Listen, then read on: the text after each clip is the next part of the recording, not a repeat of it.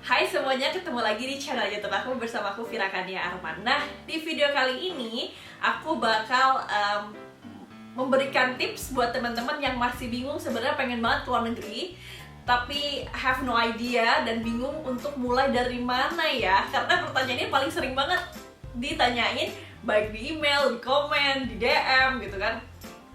Kak, aku pengen banget keluar negeri, tapi aku nggak tahu harus mulai dari mana gitu. Dan mungkin video ini bisa menjawab pertanyaan kalian. Jadi, kalau kalian pengen banget keluar negeri tapi bingung dari mana, jawabannya cuma satu. Pertama, niat dulu. Niatnya apa nih pengen keluar negeri? Apakah pengen jalan-jalan keluar negeri? Atau kedua, emang pengen nimba ilmu? Atau ketiga, karena subjek yang aku pengen pelajarin tuh nggak ada di Indonesia atau nggak terlalu bagus misalnya. Jadi kalau misalnya kamu udah tahu niatmu kamu apa, baru mulai lagi ke step yang kedua. Nah, kalau keluar negeri itu kan sebenarnya banyak banget universitas di luar negeri yang nggak sebagus di Indonesia, tapi banyak juga yang lebih baik daripada di Indonesia. Nah, untuk tahu universitas apa yang bagus dan universitas apa yang lebih buruk dibandingin di Indonesia, kamu bisa ngecek dari rankingnya. Ranking ada dua contohnya, ada ranking dari subjek, misalnya dari khusus buat subjek law atau khusus buat subjek economics paling bagus di seluruh dunia ada di mana sih?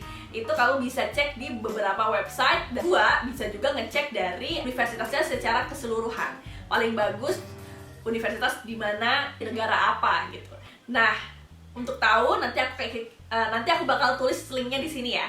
Jadi kamu bisa ngecek apakah berdasarkan subjek atau universitas in general. Nah, kalau kamu udah ketemu universitasnya apa dan di mana, kamu mulai masuk nih ke website dari universitas tersebut. Cek, ada nggak sih beasiswa ke sana? Terus syaratnya apa aja? Nanti kamu bisa cek di sana.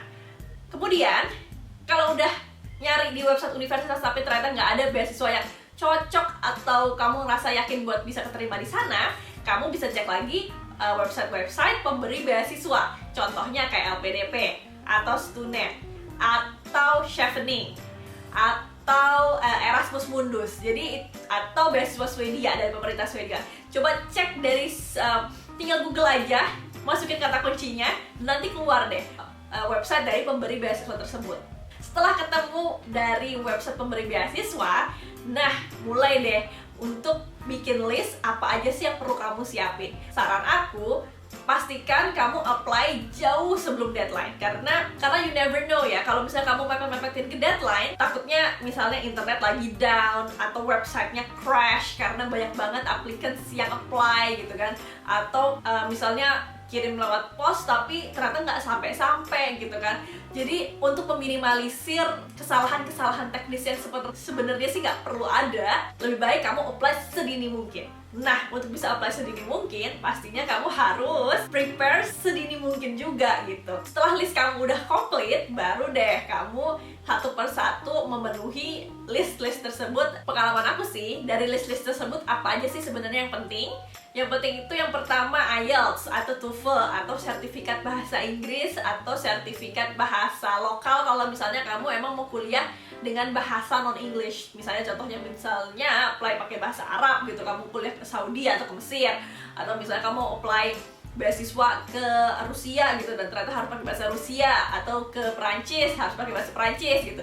Sertifikat bahasa itu adalah golden ticket kamu yang harus ada. Yang kedua, kamu cek lagi tuh, misalnya butuh nggak sih GMAT atau GRE gitu kan, apakah kamu harus ambil tesnya, ataukah sebelum ambil tes apakah kamu harus les lagi gitu. Terus cek juga jadwal-jadwal tes, karena jadwal tes tersebut nggak ada setiap waktu gitu, dan untuk bisa apply tes dan juga dapet hasil dan skornya misalnya sesuai nggak nih sama yang kamu inginkan, itu juga another list that you need to do gitu. Jadi pastikan lagi step by stepnya untuk bisa terpenuhi sebelum deadline. Terus tips lainnya adalah coba kontak student-student yang lagi studi di kampus tersebut, yang kampus impian kamu. Contohnya misalnya kamu pengen kuliah di Universitas van Amsterdam gitu, kamu coba kontak PPI Amsterdam dan tanya apakah ada student Indonesia yang lagi sekolah di sana. Mungkin mereka bisa bantu gitu, atau ke PPI Belanda atau ke PPI kota lainnya atau PPI negara lainnya gitu.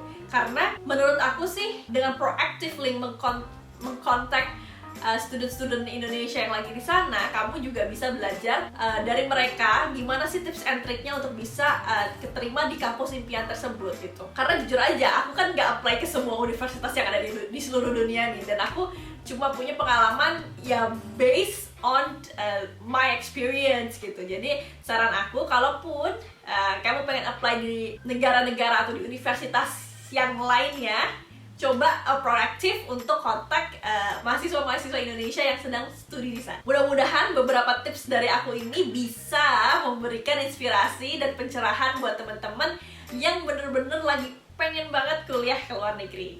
Sukses terus, semoga cita-citanya cepat tercapai, dan kalau misalnya ada pertanyaan, jangan sungkan untuk nanya di komen di bawah. Atau kalau misalnya agak malu nih nanya di komen, kamu bisa kirim email di firakannyarman@gmail.com. Sampai ketemu di video selanjutnya. Dadah!